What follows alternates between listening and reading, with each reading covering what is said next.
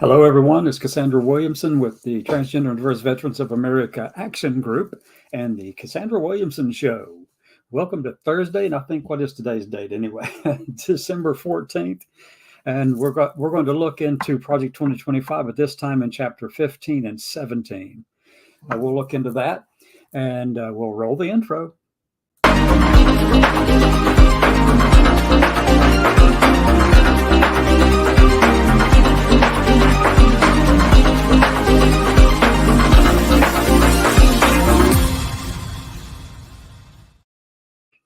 Good morning. Good morning. Thank you for being here. It's another beautiful but chilly day down here in Northport, Alabama, and the beautiful deep red state of Alabama. Okay, so we're going to continue our conversation, digging into Project 2025 of the Heritage Foundation. So let me go and just start sharing the page now so we can just go ahead and get started and dig right into it. And here. All right, so first thing is, I do want to say that this is from Project 2025. It was copyrighted in April of 2022 or 2023, whenever they first published this book.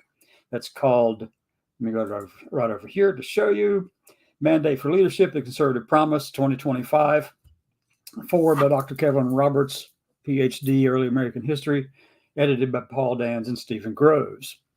And as I said before, copyright of 2023. Okay, so we're going to be looking into this thing, and we've been covering all these different chapters, but you need to remember a couple of things from the foreword that was written by Dr. Roberts, who happens to be the president of Heritage. So we know that this is something that is paramount to what they are considering and thinking and want to implement. And why is this such a dangerous project, and why is it so horribly bad for the country, for all Americans? Well, it imposes a form of theocratic, authoritarian fascism on the country, Christian nationalism.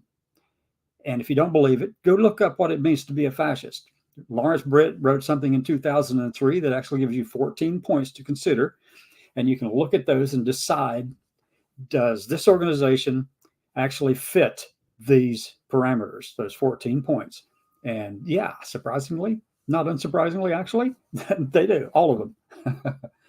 So what we're going to talk about today, though, is chapter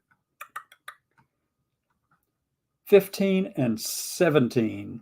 Now, why not chapter 16? Well, I did a word search in chapter 16, and I didn't find or phrases or commas or comments or anything like that had to do with sex, gender, woke, certain specific words, diversity, things like that. I didn't find references to that within the document. And I could have missed something, obviously, but I just use a search option in PDF documents, a little magnifying glass. Go look and dig into it and find it for yourself. You can download each one of these chapters separately if you'd like, or download the whole thing, read the mandate. Don't buy the book. I think it's sold out right now anyway, but you can download for free, read the mandate, click on that button, and it'll take you over there. And you can just download the whole thing, or if you're like me, I wanted the full thing as well as each individual section. So each one of these is clickable. You can download separately. And that's what I did. So now we're down here in chapters 15 and 17. So let's just go dig right into 15. Let's take a look at it. Here we go. Chapter 15. Now, I've already been through this thing and highlighted some of the sections that are important. So I'm just going to scroll through it and find highlighted sections. All right, reset HUD. This effort should specifically include a broad reversal of the Biden administration's persistent implementation of corrosive progressive ideologies across the department's programs. That's the first one. Wait a minute now. Here's the next one. This is faith-based stuff. Each of the following offices should be headed by political appointees, except where otherwise noted. Now, look, I don't know if y'all remember much about the Soviet Union, but they had political operatives, political officers in every military unit in the nation, submarines to ships to battlefield units, everything. They had a political operative, a communist political operative assigned to each unit to maintain the ideological purity and to report any people who were going against it. going against this ideological definition or the criteria for that particular leadership. So, I mean, they had them assigned to the unit just to report on people. They were the snitches, okay? And you're going to put a political appointees in over all of these things in the executive branch. So right here, I mean, the Office of Administration, I'm not going to read all of those because there are a bunch. Office of Public and Indian Housing, you name it, Government National Mortgage Association, Fair Housing, Equal Opportunity, you name it, every office. All right, so now this section, though, the HUD section was written by Dr. Ben Carson, okay, and everybody knows about Ben Carson. He ran for president, but, you know, he's one of those, he's a far-right thinker and a surgeon, a doctor. So this is what he wrote. Ideally, Congress would, let me just go down here. This is in progressive policies. That's the biggest thing about this whole section right here is ideally, Congress would redelegate authorities that have been diverted to HUD's administrative bureaucracy and safeguard taxpayers against the mission creep that inevitably occurs when Congress delegates power to an empowered and unelected bureaucracy that is insulated by civil service protections. That says they're saying a whole lot right there in that one sentence. That's what he's saying in this one whole sentence. Because if the new president is conservative and wins the presidency in November of 2024, this coming year, if a conservative wins, then when they take over an office on January the 20th of 2025, one of the things they're going to do is restructure the civil service protections. They're going to eliminate it. They'll sign executive order. It has to do with Schedule F. It's a thing that Trump had put into place just prior to the end of his administration, and Biden obviously reversed that. But that's one of the first things they want to do is make sure that they write that executive order and put it out there that creates Schedule F. And that means that all the federal employees, the civil service protections, that all the employees in the executive branch of the U.S. government, they become at-will employees. That means they can be fired and hired at will, replaced. And then any of those people who are knowledgeable in those fields, you know, like running a particular office, they've been doing it for a while. They know the ins and outs of it. They're leaders and thought leaders in their areas of expertise, going to be replaced with, you know, Uncle Bob's third cousin from down in the holler who doesn't know squat about that office. But, you know, he's a big talker for the conservative side of things, so he gets his way. That's the way this is working, folks. Let's scroll on down. Here's one. The secretary should initiate a HUD task force consisting of politically appointed personnel to identify and reverse all actions taken by the Biden administration to advance progressive ideology.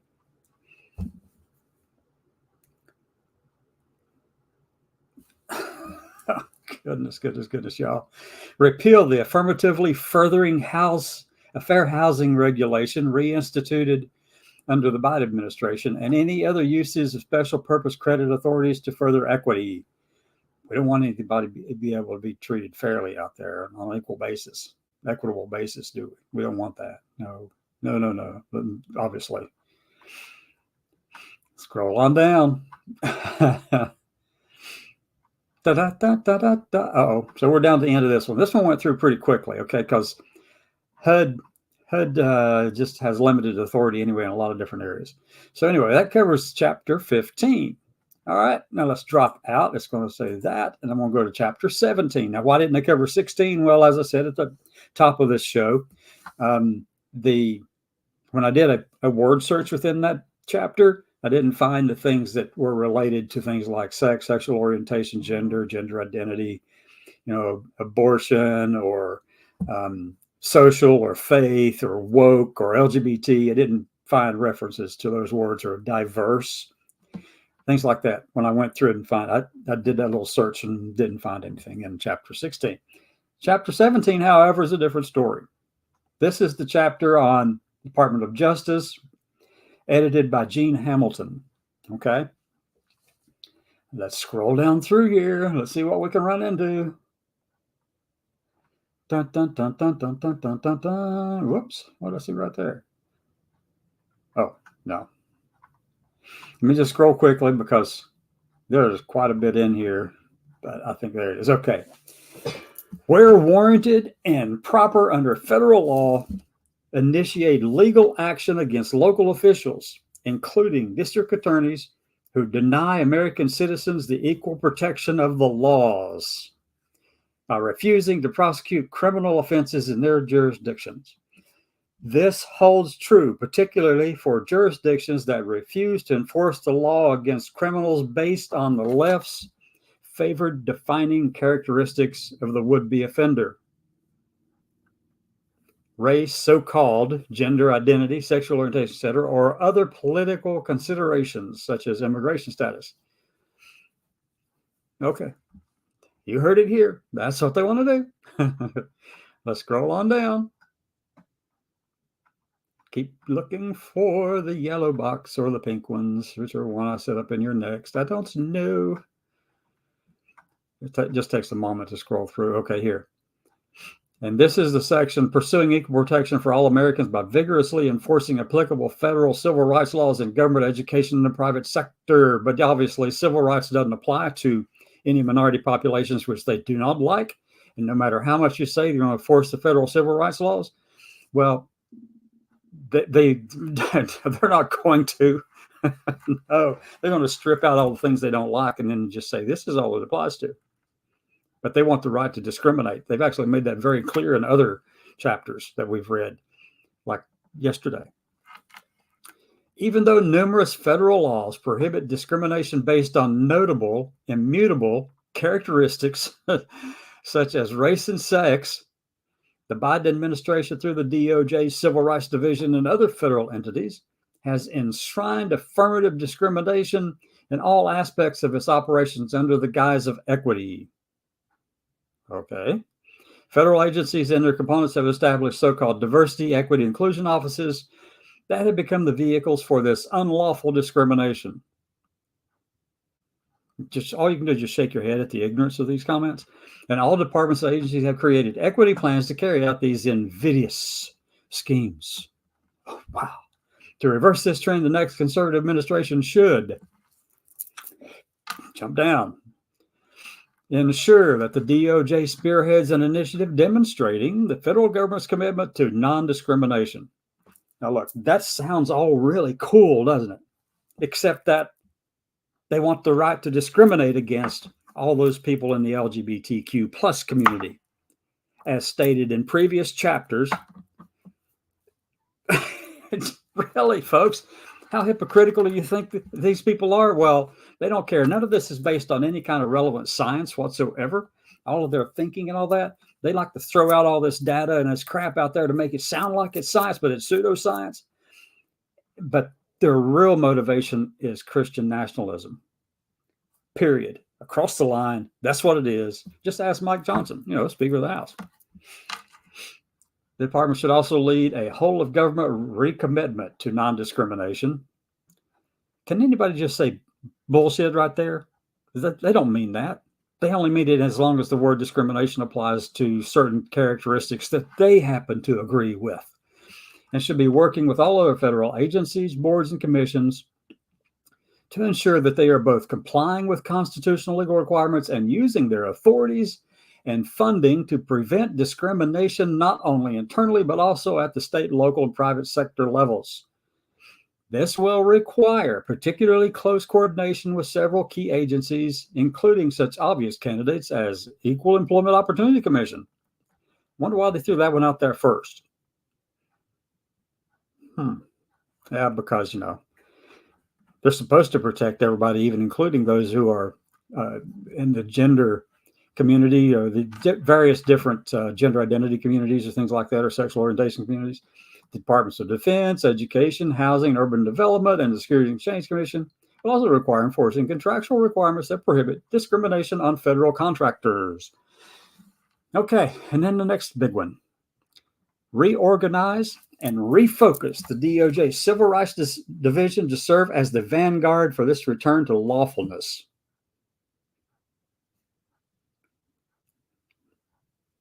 Anyone see the stupidity in that statement?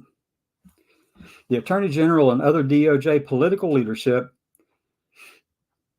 Now we go back with those political appointees again, Uncle Bob's third cousin down there in the holler. should provide the resources and moral support needed for these efforts. The Civil Rights Division should spend its first year under the next administration using the full force of federal prosecutorial resources to investigate and prosecute all state and local governments, institutions of higher education, corporations, and any other private employers who are engaged in discrimination and violation of constitutional legal requirements. You have to keep in mind, though, that they're redefining this discrimination and removing protections for other classes of people that they don't like, folks, because they're going to go after anybody else who's actually supporting protecting those people. Okay.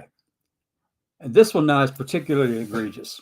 This is one that's really, really bad. Actually, the Supreme Court is going to be is taking up this case, and we'll hear about it in June of next year, probably, something like that, how they rule on this. But this is all surrounding what's called the Comstock Act. This is from 1873. It's an anti-abortion thing, but it's also anti-pornography, lewd and lascivious items, behaviors, conduct, morality. This is, you need to look in 18 U.S. Code sections 1461 and 62. And I've got them pulled up. We'll get there in just a second. Announcing a campaign to enforce the criminal prohibitions in 18 U.S. Code sections 1461 and 1462 against providers and distributors of abortion pills that use the mail. Now, they just stopped right there at mail. Now, let's go take a look at this really quickly. What is 1841 or 18 U.S. Code section 1461? It's mailing obscene or crime inciting matter. And then this is in the code. This is written that way. It hasn't been struck down or anything like that. Every obscene, lewd, lascivious, indecent, filthy, or vile article, matter, thing, device, or substance, and every article or thing designated, adapted, or intended for producing abortion or for any indecent or immoral use.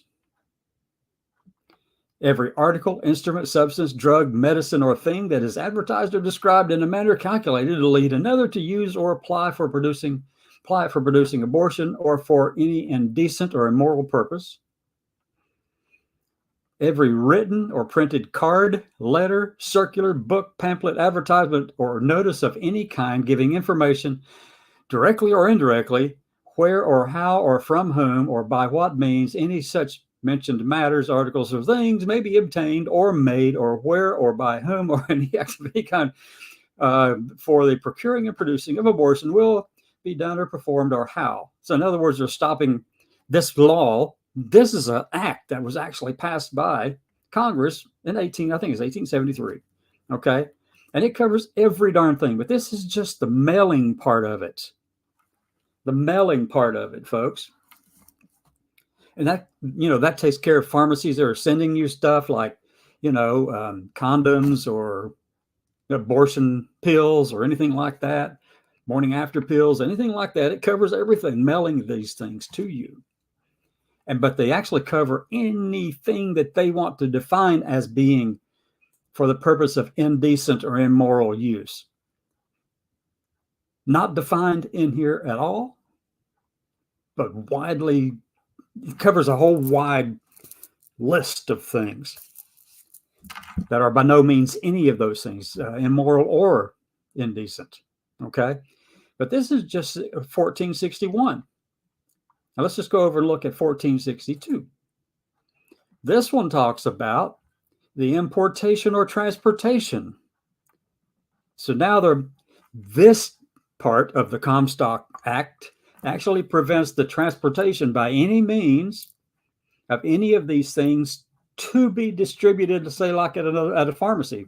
So the pharmacies would not even be able to receive these things, any obscene, lewd, lascivious, or filthy book, pamphlet, picture, motion picture, film, paper, letter, writing, print, or any other matter of indecent character, or any obscene, lewd, lascivious, or filthy phonographic recording, electrical transcription, or other article or thing capable of producing sound, or any drug, medicine, article, or thing designed and adapted or intended for producing abortion, Oh, it just goes right on down the line, folks. This is this actually, you can mail it. You can't mail it, and there's 1461. They stopped the mail from being able to be used to transport these things or to convey these things to the people.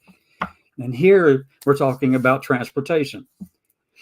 So it's under this act, and this is actually law now.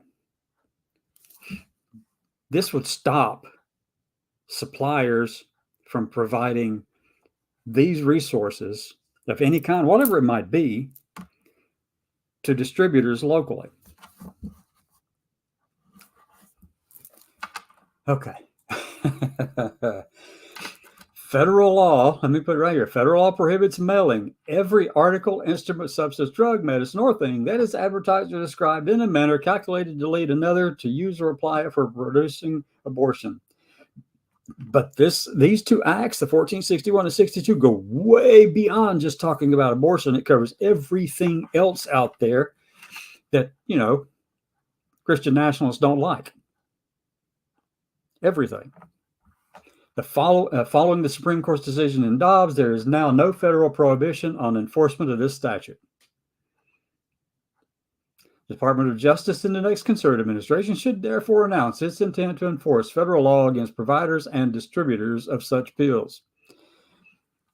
But if they go to enforce 1461 and 1462, then it's going to cover a whole slew of things, from printed materials to internet, social media. Any way of conveying this kind of information, they can ban it if they don't like. If they don't like it, if they don't like that you're talking about your cousin who happens to be transgender, and you use the word transgender, they can do something about it. They've got the law to back them up now. Comstock Act, 1873, was never abridged. It was never nullified. Here we go. Okay, jeez, be ready. This thing will impact every single American out there. Let's go on down. We're looking for more.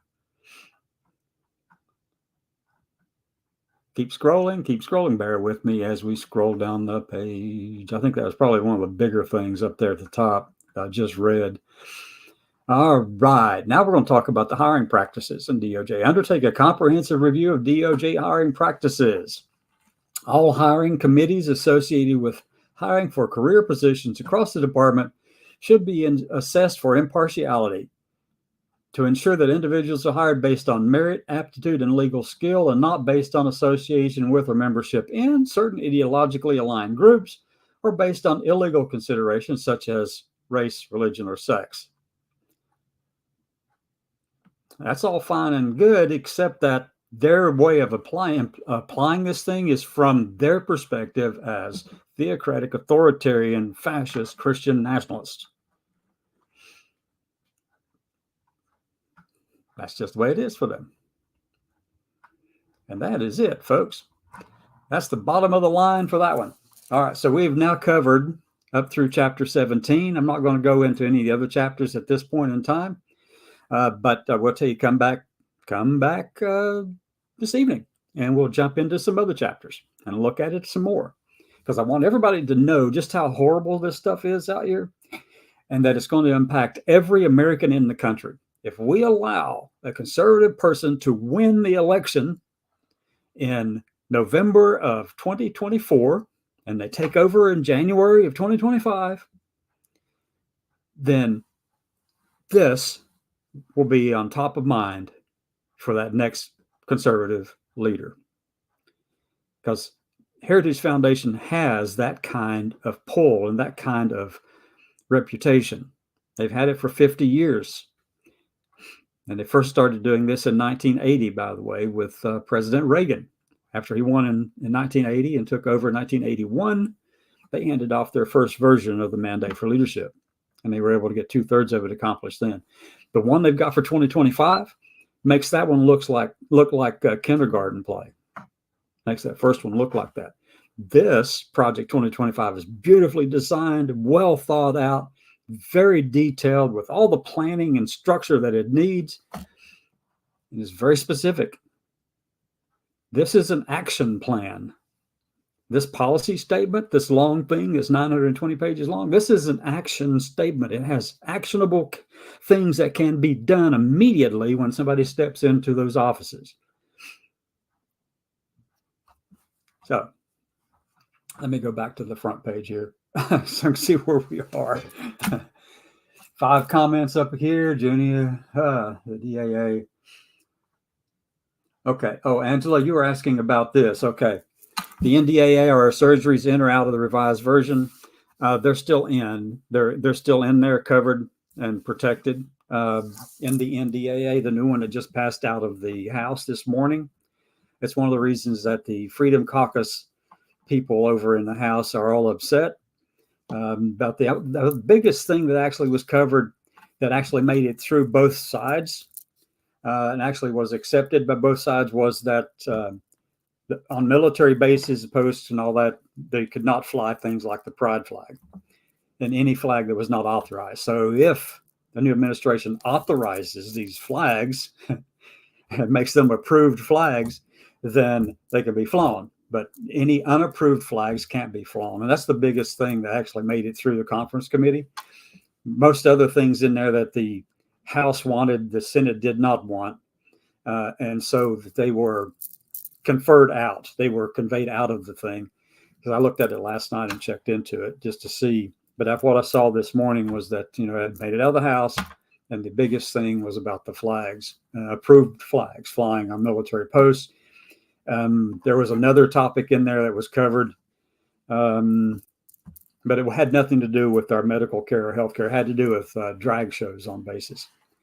And that was the other thing that both sides, the House and the Senate, had agreed upon. So you got pride flags, but if you can get them approved, then they can be flown. But as long as they're not approved, they can't be flown in this version of the NDAA. And the other thing is banning of drag shows on bases or any money being spent for it. So those are the 2 big things out of it that I saw today. Let's see. You see, if you hear of any Republican presidential candidates, they all are repeating talking points. Yes, they are. And they're doing it in a very systematic manner. That's right, Junior. You're exactly right.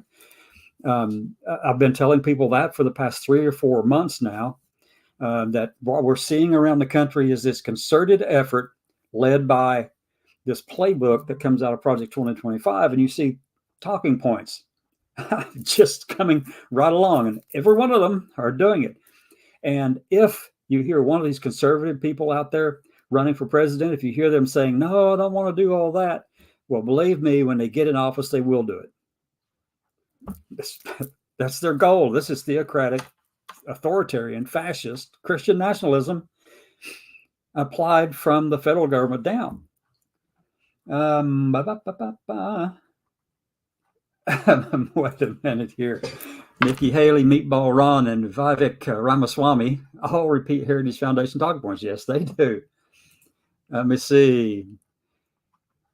Nikki, Trump, and Hills, Haley, Meatball Ron, and Vivek Ramaswamy, Nazi Swami. Repeat Heritage Foundation talking points. That they do. And some of them are worse even than the Heritage Foundation's talking points.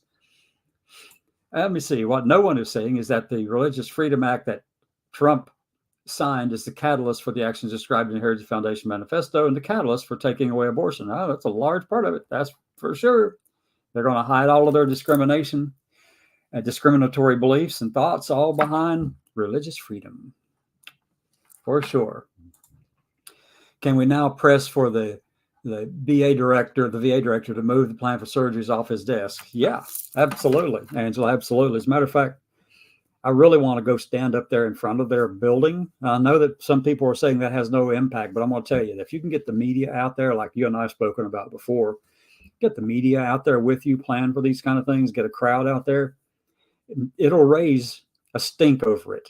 I don't know that it will cause him to move anything off of his desk. I don't know what the impact will be, but it really, such an action wouldn't be for that. It would be to get the national attention focused on the fact that veterans aren't getting the care that we have earned, period.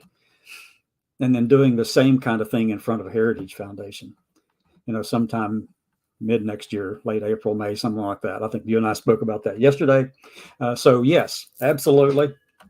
We've got to go take it to them. We've got to start this fight. We can't be sitting around here and doing nothing. There's an email I got just the other day. Let me see if I can find it really quickly and I can share that with you, because this talks about the differences between different types of things that need to happen. And it's something that's missing right now in the Democratic Party, because conservatives, it's looking like conservatives can take this thing. And if we don't stop it now, we're going to be up the creek, folks. Oh my gosh. Okay, let me see if I can pull this up and we'll take a look at it really quickly. This email was pretty interesting to me. Let me go back to my screen where I can share, present, share, window, share. Okay, so this is an email that came to me from the Hartman Report, okay, on Substack. I'm going to try to increase the size here, make it a little easier, more legible to see. This is 200. That ought to be easy to see, huh? Okay. As I said, this is by Thom Hartman, Thom Hartman. It's the Hartman Report, published yesterday morning, I think, or December 12th. It was Tuesday, December 12th at 9:13 a.m., 2 days ago. Will a democracy movement emerge to take on the growing forces of fascism? If Democrats haven't figured out a way to match the passion and fervor of Trump's MAGA movement with their own passion and action-driven movement, things could get really ugly in the next year's elections. True. Thom Hartman is exactly spot on with this. Exactly spot on. And look, most people, particularly Democrats, never speak of Donald Trump and Reverend Martin Luther King Jr. in the same breath of context, but the very strategy that King used to help end legal discrimination in America is what Trump is today using to try to win back the White House in 2024, movement politics. So let's go down here. As of this moment, the biggest mistake the Democratic Party and most Democratic politicians are making is not realizing that political movements and political parties are very different things. President Obama understood the movement politics, yes. Political parties. This is how he defines these differences. And this is crucial and something that we need to be getting down on here in the movement section. It's great to have policy discussions, but that's not what sways people. How do we get health care for the most people in the most efficient way? What kind of legislation would best deal with poverty and make our streets safer? How do we raise money to spread our message and get people out to the polls? Those are political party deals that deal with policy and practicality. Movements, on the other hand, deal with identity and passion. They spawn activists and evangelists. I'm in the street because I'm mad as hell that those idiots in the state capitol outlawed my right to health care. Hey, buddy, in the next booth over there in the diner, I just heard you mention Trump, and I want you to know he's a liar, a con man, and a rapist. There's no falsehood in that statement, that's for sure. Officer, I believe that a new and better America is possible with the ideas of our movement. I'm willing to let you arrest me for it. And then Tom goes in and says, the Democratic Party today is no longer involved in movement building. So I wanted to share that because I think it's crucial. We need to be drawing the distinction here, okay? Let's go picket for them to move on it. Yeah, I'm with you on that. Let's go picket for them to move on it. Absolutely. Absolutely. Got to get the VA to move and the White House, because it's going to take a little bit of pressure from the White House to get the VA to get off their ass. And so, not pocket an educational initiative. Yeah. So, yes, absolutely need to be doing this. I mean, it's horrendous that we are sitting here. We're talking about it. We're trying to warn people about this. You can talk on academic levels, and I can tear apart the entire policy statement of Project 2025, but no one listens. It makes me feel like I'm Cassandra, the mythical Cassandra from Greece, the prophetess who was in the cave and then nobody was listening to her. She prophesied all this stuff and nobody listened. Nobody was getting energized and getting off their darn asses and getting moving. Well, we've got to do this now. We've got to start moving. We can't be sitting around doing nothing, folks. We need the movement to kick off. So I will say this, I'm going to close off the discussion for right now. I'll pick all this stuff up again this evening at 6 p.m. Eastern Time. And with that, hope everyone has a great day.